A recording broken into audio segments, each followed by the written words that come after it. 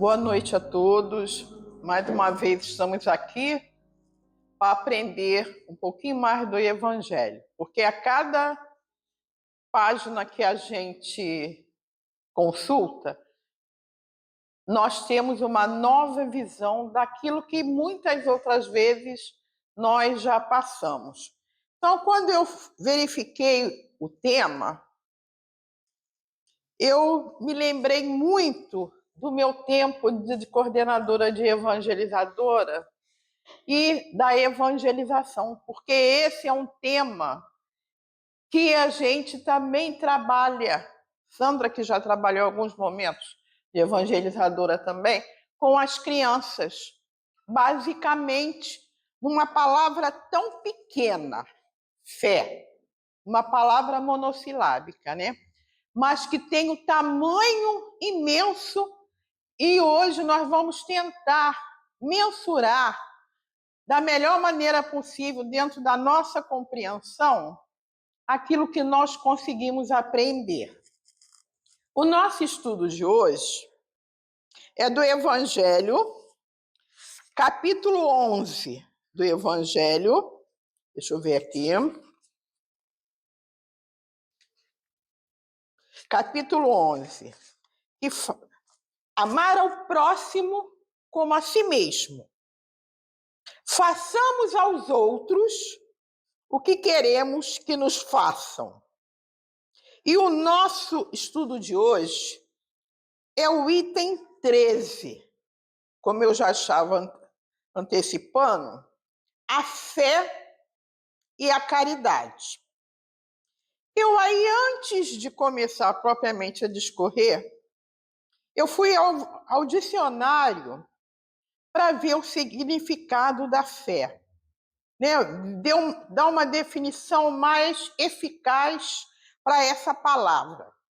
Fé, crença, crédito, convicção de algum fato ou veracidade de alguma coisa, crença em uma doutrina ou religião, crença numa doutrina ou religião, confiança.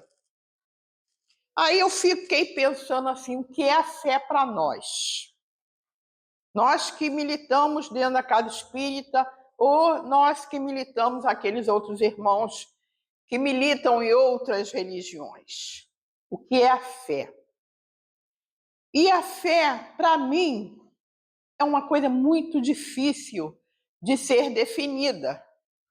Porque a fé, ela é de uma maneira tão forte que nos impulsiona nos momentos de crise a acreditarmos em que alguma coisa boa vai acontecer conosco, embora naquele exato momento nós estejamos passando por alguma dificuldade. Porque se nós não tivermos firmes no nosso coração, no nosso pensamento, nós sucumbimos, e aqueles, às vezes, que têm até uma falta de fé, entre aspas, ele não aguenta a pressão que está sofrendo com aquela situação de crise. Então é muito difícil, não é? E nós temos que trabalhar dentro de nós esse sentimento de crença, como foi dito aqui, esse sentimento de crédito, de convicção. Porque eu penso assim, se nós não tivermos dentro de nós a nossa fé, nós não conseguiremos nada. Seremos pessoas tristes, descrentes, infelizes e sem perspectiva de futuro. Porque se eu não creio em nada, se eu não acredito em nada, eu não vou seguir adiante. Eu vou permanecer sempre desanimado, sem a perspectiva de que dias melhores virão para mim. Aí nós pensamos assim, mas tem coisas que acontecem conosco, apesar de nós termos a nossa fé. Acontecem. Por quê? Porque nós temos que ter essa compreensão, já que militamos aqui dentro da doutrina espírita, que esse mundo é um mundo de provas e expiações. Então, nunca seremos totalmente felizes, mas temos a perspectiva, se tivermos a nossa fé, nós conseguiremos superar os obstáculos com calma, com segurança, com relativa segurança, na esperança de que nós teremos dias melhores. Porque se não tivermos essa fé, nós ficaremos estagnados, parados, sem perspectiva de nada. E aí o que acontece? Muitas pessoas que não conseguem trabalhar dentro de si essa perspectiva de fé, ela acaba, às vezes, até tirando a própria vida, porque ela não vê perspectiva de ter uma solução para aquele grave problema que ela está atravessando. E segundo alguns espíritas, esse ano já foi marcado por grande número de suicídios e, segundo alguns, ainda virão outros, porque justamente as pessoas, principalmente no ano de 2026, foi até a Maise Braga que comentou isso numa das suas palestras, porque as pessoas estão muito sem perspectiva, sem esperança, trazendo para a nossa linguagem, porque não vem perspectiva de melhoria de nada. E aí eu me lembrei também na evangelização, quando a gente dava, porque a evangelização trabalhava de acordo com a idade das crianças, com os ciclos, dentro da compreensão de maturidade de cada uma delas, essa questão da fé. E tinha até uma música que eu lembrei da quadrinha. Fé, fé, fé, num grãozinho de mostarda. Fé, fé, fé, no coração é que se guarda. A Amanda lembra disso também.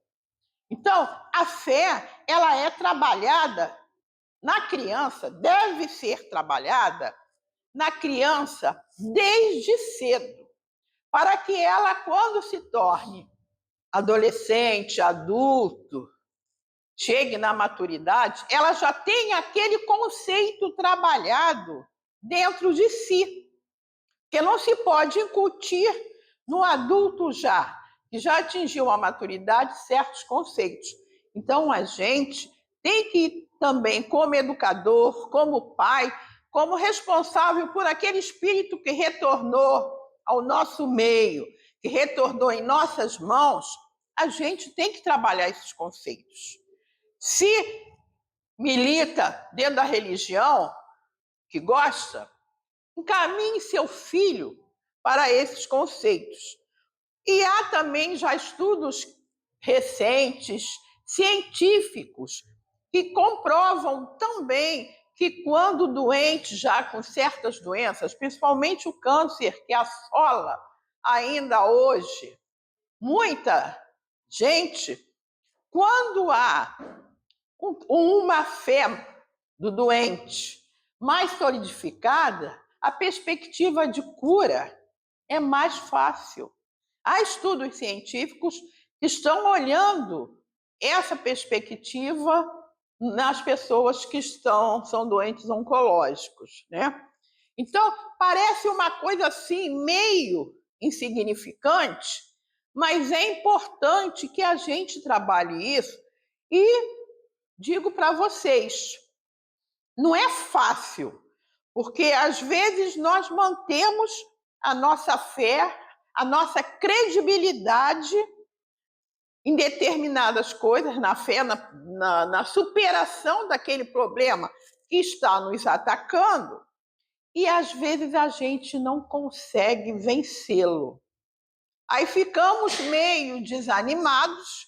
Poxa, eu tinha tanta fé e o que eu esperava não aconteceu.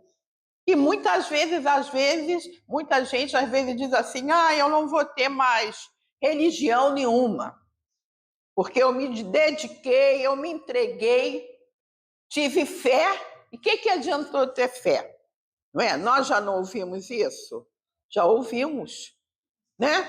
Então, temos que ter a compreensão também que há certas coisas que nós temos que passar na nossa vida presente, nessa presente encarnação.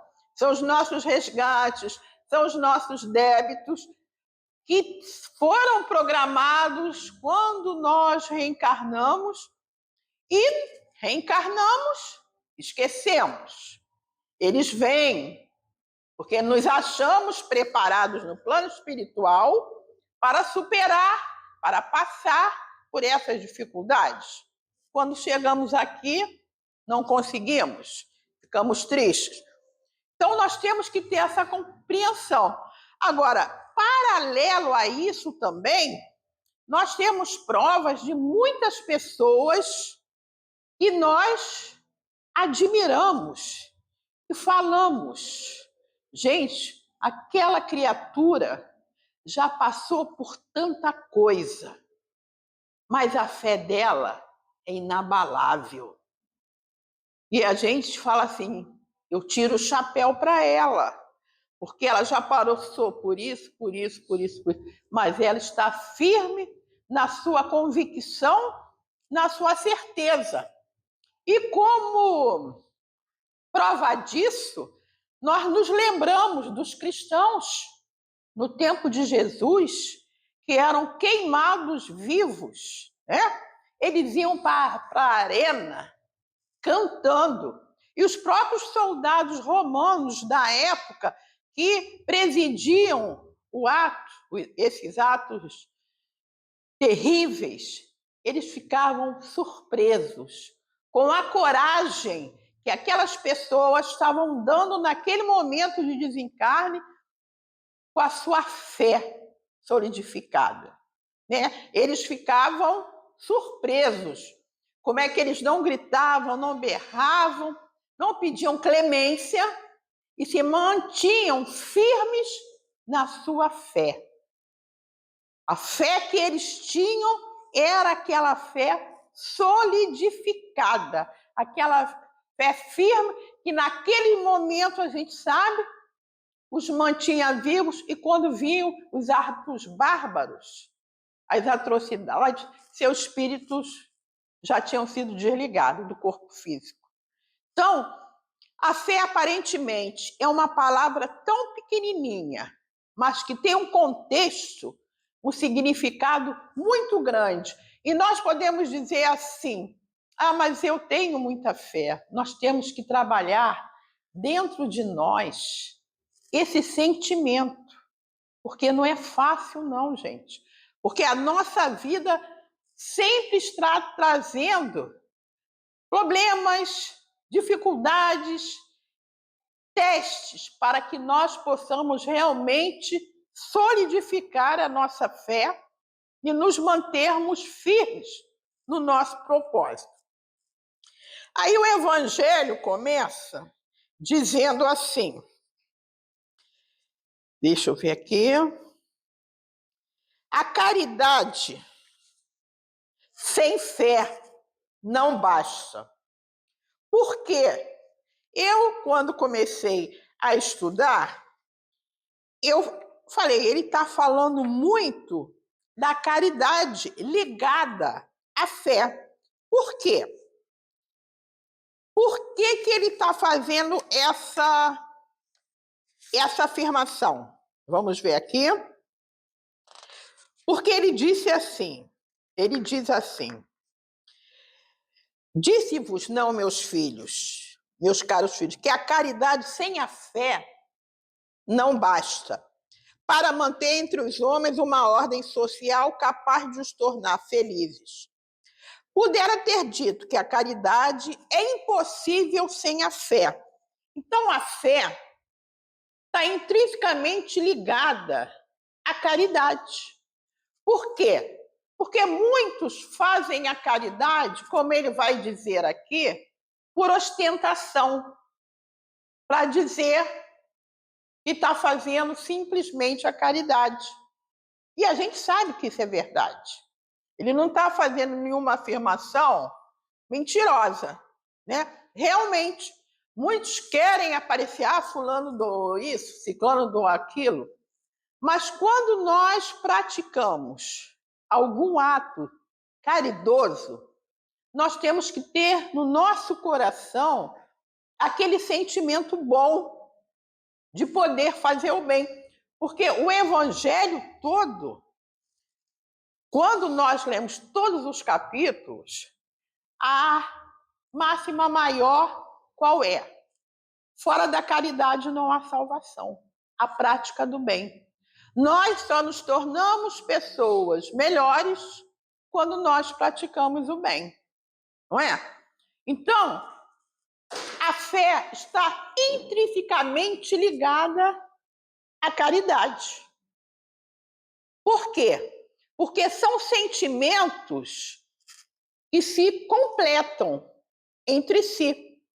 São sentimentos que nos tornam pessoas melhores. Se nós temos a perspectiva de, nessa encarnação, caminharmos um degrau para frente, nós temos que ter na nossa mente essa perspectiva de ter a nossa fé, mas sobretudo baseada na caridade, no amor ao próximo, na prática do bem. Por quê? Porque se assim não for, se for aquela caridade, como eu disse ainda há pouco, por ostentação, aquele ato de aparente bondade que eu estou praticando, aquele ato não tem valor nenhum perante Deus, né? Para o nosso progresso, para o nosso crescimento. E aí, não existe, segundo ele, a caridade sem a fé. A verdadeira caridade não existe sem a fé. Ele faz a todo momento essa ligação. Impulsos generosos, eu passo na rua, vejo uma pessoa pedindo uma esmola, me dá vontade de eu dar uma esmola, eu dou. Mas eu estou dando mecanicamente. Eu não penso assim, não, eu vou dar aquele... De repente ele vai poder comprar alguma coisa para ele, alguma coisa que ele está precisando. Eu vou dar, me deu vontade de dar, eu vou dar. Mas aquilo não tocou meu coração. Então isso não tem valor nenhum. Só a fé inspira, dá a coragem, a perseverança para superarmos todos os obstáculos da terra. Foi o que eu disse no início. Quando nós temos a fé solidificada dentro do nosso coração, nós conseguimos superar os obstáculos que surgem, porque a cada momento da nossa vida surge um problema, uma situação de conflito para que nós possamos resolver. Se eu não tiver a fé solidificada no meu coração, eu não vou ter calma,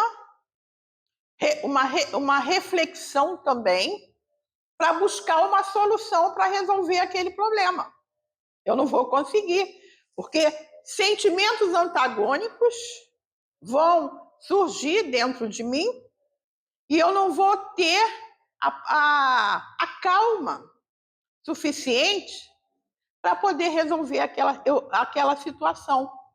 Eu vou fraquejar, vou me ver perdida, sem solução, e aí eu posso entrar em desespero porque eu não vejo uma saída para eu poder viver aquela situação.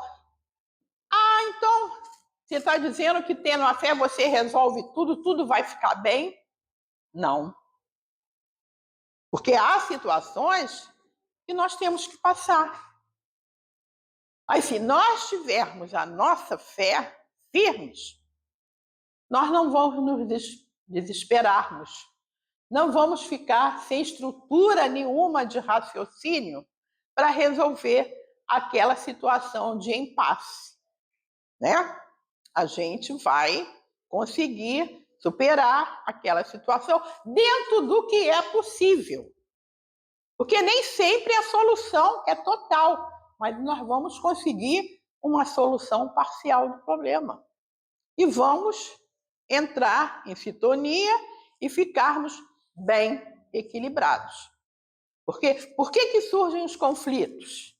Para medir a nossa calma, a nossa paciência, a nossa capacidade de viver conflitos, de sairmos da nossa zona de conforto e procurarmos entrar naquela vibração para poder equilibrar aquela situação.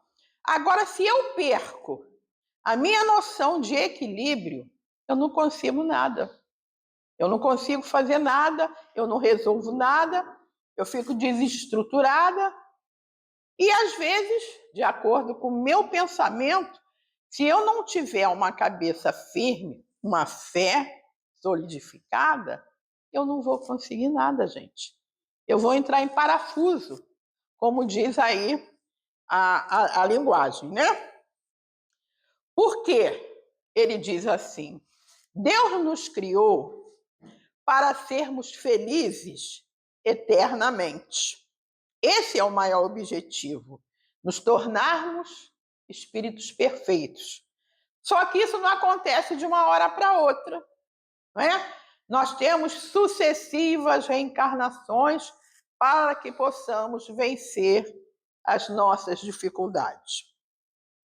A vida na Terra é uma chance que temos para o nosso aperfeiçoamento moral, para que nós possamos crescer enquanto espíritos imortais que somos e nos chegarmos até a perfeição. E a chance de crescermos como espíritos imortais acontece com as encarnações sucessivas que nós temos. E nessas encarnações sucessivas, como eu já disse, passamos por vicissitudes, provas, diversidades de gestos, etc., que nos exercitam a prática da caridade. Durante as sucessivas reencarnações que nós vamos tendo, o nosso objetivo maior é nos tornarmos pessoas melhores. E como é que nós conseguimos? Através da prática do bem. Porque numa das entrevistas com Chico Xavier, perguntaram a ele, Chico, numa das milhares, milhões de perguntas que o Chico respondeu, como é que nós conseguimos nos tornar pessoas melhores? A resposta dele, a prática do bem, e é o que o Evangelho sempre nos ensina. Sempre praticar o bem. E nós nos tornamos pessoas melhores de uma hora para outra? Não. Né? Cada um caminha no seu tempo.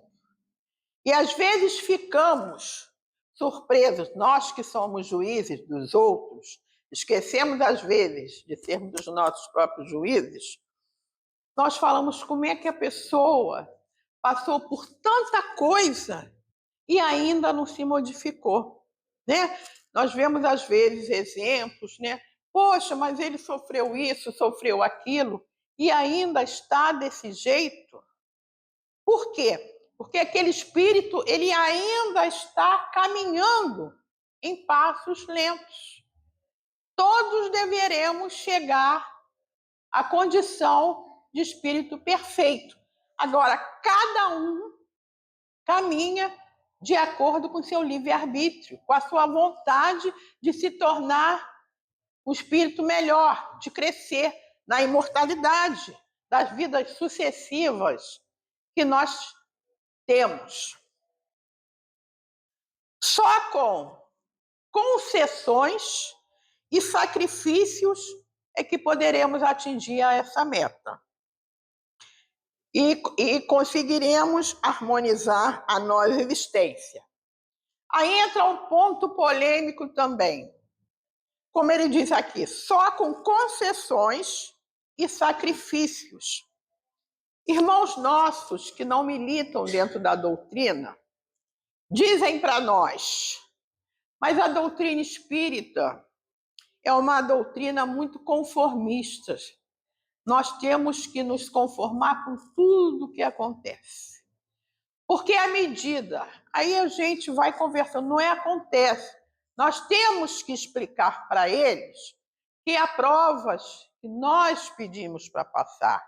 Nós não lembramos, mas há todo um planejamento reencarnatório quando ingressamos aqui no mundo material. Então, nós temos que aprender a passar por essas dificuldades. E a gente até fala, poxa, eu não merecia passar por isso. Por que o fulano que é tão mal? Nós julgamos, já falei. Por que fulano, ele não acontece nada com isso? Ah, porque o fulano aconteceu isso, com o ciclano não aconteceu. Dos irmãos, ele era o mais pacífico, ele era o melhor. E foi o que aconteceu com ele. Olha o nosso julgamento. Mas aquele espírito veio, que nós não entendemos. Aquele espírito veio naquela prova, passar naquela existência por sofrimentos mais pesados, porque era a necessidade dele. Ele pediu por passar por aquela prova. Eu lembrando, vendo as coisas que a gente vê na internet, né? Eu tive a felicidade de ir a Congonhas do Campo para conhecer o Arigó. E nós fomos na igreja lá, tinha a igreja do Aleijadinho, né? Então, as obras, como é que aquele homem deficiente físico conseguiu fazer aquelas obras, né? O Jerônimo, que me falta o nome dele, aquele Jerônimo que fica no leito de dor, né? Como é que aquele homem trabalha? Que exemplo de espíritos, de espírito, tanta coisa aquele homem faz. Não sei se já desencarnou, perdi um certo contato, não sei. Mas ele vivia praticamente deitado. As refeições, as necessidades físicas, todas no leito. E como aquele homem praticava a caridade. Que espírito, que prova para aquele espírito. Conseguiu superar. O resgate dele foi ter essas dificuldades e conseguiu superar. Por quê? Se julgou pleno, preparado para superar as dificuldades que vinham. Então, por que eu citei isso? Porque aqui fala nas concessões. Quem é que gosta de fazer concessões? Ninguém.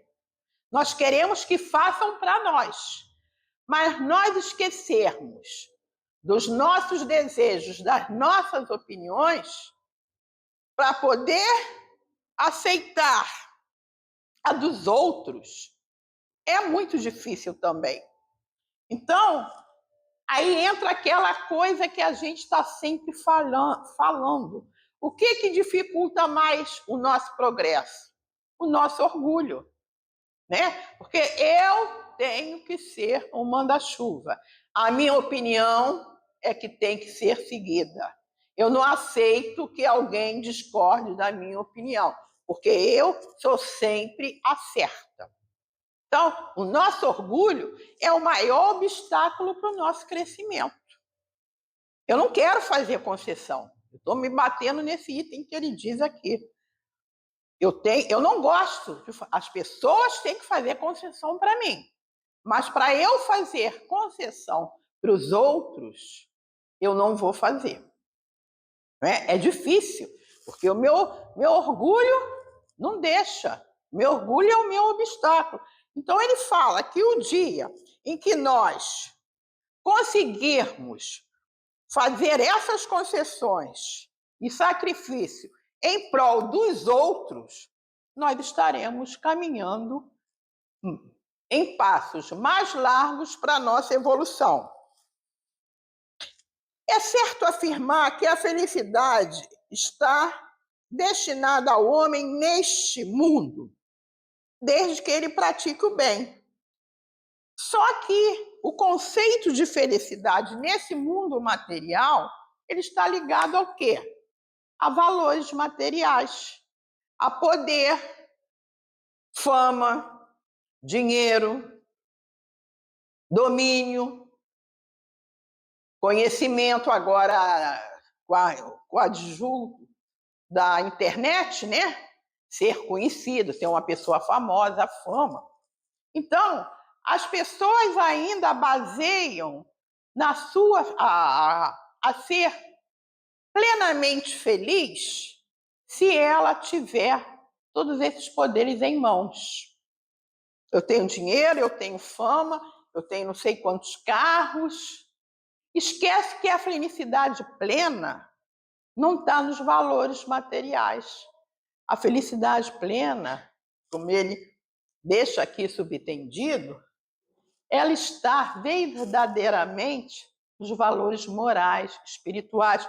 Porque quando nós partimos, o que nós vamos levar?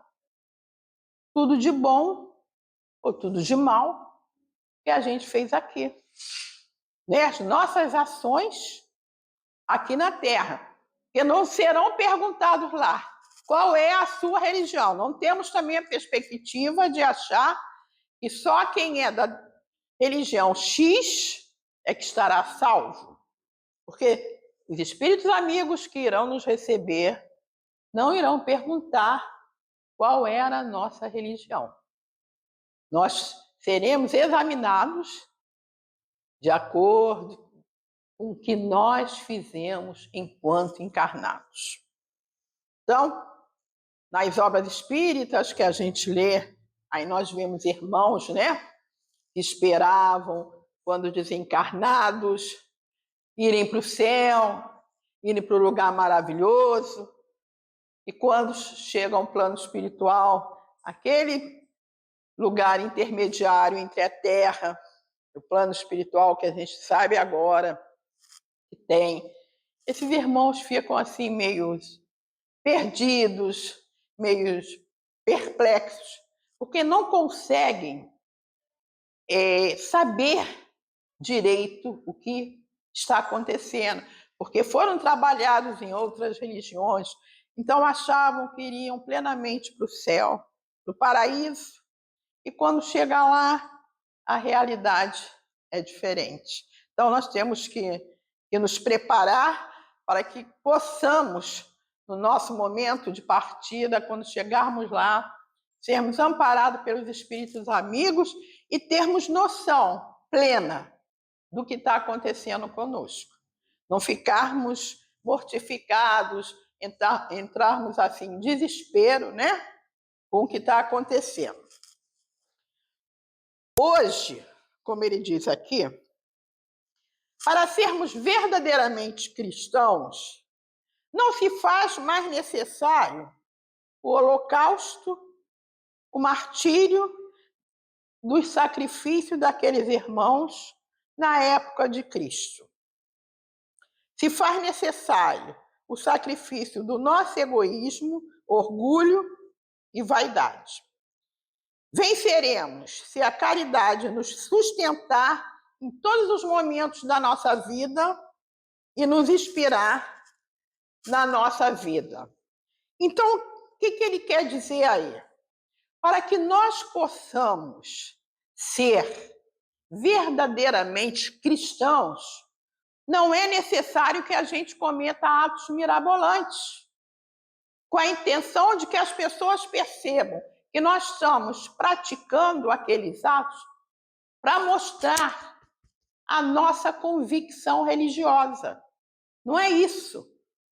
Para que nós possamos ser verdadeiramente cristãos, é necessário que nós nos despojemos do orgulho, da vaidade, que nós procuremos sempre nos tornarmos pessoas melhores, praticarmos o bem e procurarmos seguir os ensinamentos de Jesus. Mas vocês dirão assim: Leila, isso parece fácil, né? Mas isso não é fácil não, gente. Isso não é fácil não.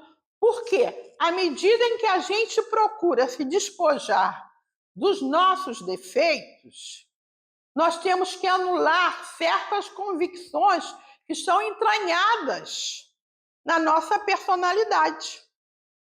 Né? Mas se eu fizer isso, eu pensando comigo mesma, todo mundo vai me chamar de banana, vai dizer que eu sou isso. Ih, fulano, e você? O Rubens amoleceu, pô, ele era tão duro, né? Agora tá uma manteiga, né? É o que eles falam. A gente fala, irmã Paula, você virou irmã Paula.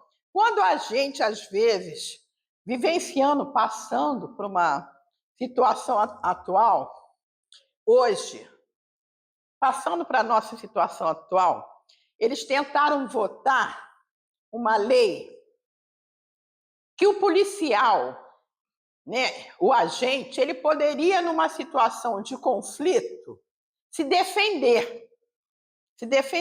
Só que não está claramente implícito na lei que ele chegou, o cara é bandido, passando para a linguagem atual, o policial mata e está desculpado de ter matado o semelhante porque ele é bandido.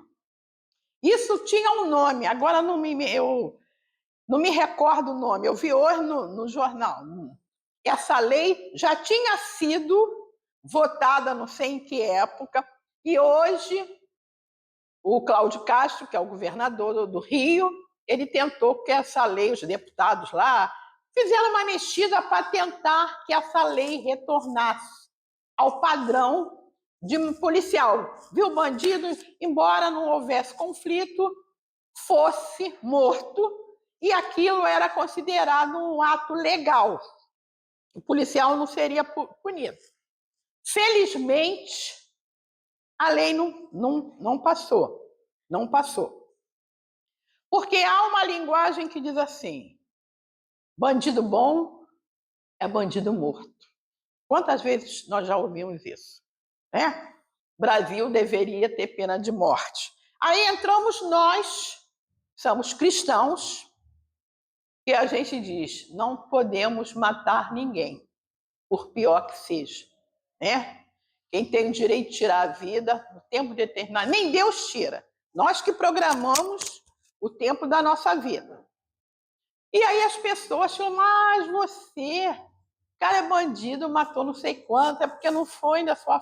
Não é assim, gente. Não é assim. Se nós temos as nossas convicções religiosas, nós temos que cumpri-las. Apesar do mundo estar nesse conflito grande, nesse caos que nós vivemos hoje, né? A guerra na Ucrânia, essa guerra na Palestina também, né? Quantos palestinos sendo mortos, e não se chega à conclusão de criar a Palestina, dar um pedaço de terra os palestinos. Algumas nações, França, 13 nações, já reconheceram a Palestina como Estado, outras não. Então, isso não tem um fim. Por quê? Porque cada um desses governantes não quer renunciar às suas convicções. Não quer, como eu já disse ainda há pouco, não quer fazer as suas concessões em abrir mão dos seus pensamentos, pensando no próximo. Claro que lá na Palestina tem os terroristas, mas a maioria do povo são pessoas comuns, são pessoas boas, que estão vivendo, passando por dificuldades atrozes. E nós nos compadecemos desses irmãos, nos compadecemos. Eu acho que a maioria da população mundial se coloca no lugar desses irmãos que estão nessa prova terrível de não ter o alimento, de não ter um lar, de viver como nômade, nós nos compadecemos desses irmãos. E o que a gente pode fazer? Orar por eles. Olhar para o mundo, olhar por esses dirigentes que têm nas suas mãos essas responsabilidades de dirigir essas nações em conflito e não se comovem com o sofrimento do seu irmão. Por quê? Porque orgulho, vaidade, como eu já disse aqui também, toma o seu ser e ele não se deixa levar pela bondade, pelos ensinamentos de Jesus. Porque qualquer crença, os cristãos seguem Jesus, mas Buda também pregou o amor. Eu creio que nenhuma religião prega a guerra, né? Se ela é verdadeiramente uma religião, ela vai pregar o amor, ela vai pregar a caridade, vai pregar a fé. Então, irmãos, para que nós possamos seguir na nossa caminhada até o dia em que teremos também que partir dessa encarnação, peçamos a Deus em especial hoje pelo nosso mundo, pelas nossas crianças, mas principalmente por esses territórios que estão em guerra, onde tantas atrocidades estão sendo cometidas em nome do orgulho dos seus dirigentes. E que nós possamos, acima de tudo, mantermos a nossa fé em Jesus, nos ensinamentos que ele nos deixou, na sua fé, porque em momento nenhum Cristo fraquejou. Em momento nenhum Cristo nos deixou a sua dúvida da sua fé, dos ensinamentos que ele trouxe do alto. Que nós possamos, Senhor, seguirmos firme na nossa fé, que possamos ter o nosso coração aberto ao amor, à caridade, à certeza de que você, o Senhor Cristo, está sempre conosco, nos amparando em todos os momentos da nossa vida. Porque precisamos de você, Jesus. Precisamos que você nos guarde, nos oriente nos nossos momentos de crise, para que nós não percamos nunca a nossa fé, a nossa certeza de que dias melhores virão para nós. E que nós possamos, Senhor Jesus, termos a confiança dentro do nosso coração de que Tu é o Mestre maior, de que Tu nos inspira sempre e que nós nunca estamos sozinhos. Obrigado, Jesus. Obrigado a vocês, espíritos amigos, que me acompanham sempre nessa jornada. E que nós possamos sempre mantermos acesa no nosso coração a certeza que você está sempre conosco, nos amparando nas nossas dificuldades e que o mundo não está jogado nas mãos das pessoas incrédulas, sem fé. Que possamos, Jesus, erguer sempre os nossos olhos, buscando teu olhar meigo e sereno, para que você transmita dentro de nós essa certeza que você está sempre conosco, nos orientando, nos amparando nos momentos de crise. Obrigado, Jesus, por você sempre existir e estar conosco, sempre nos dando as mãos, para que possamos seguir na nossa caminhada, sem esmorecermos na nossa fé. Muito obrigado, Jesus.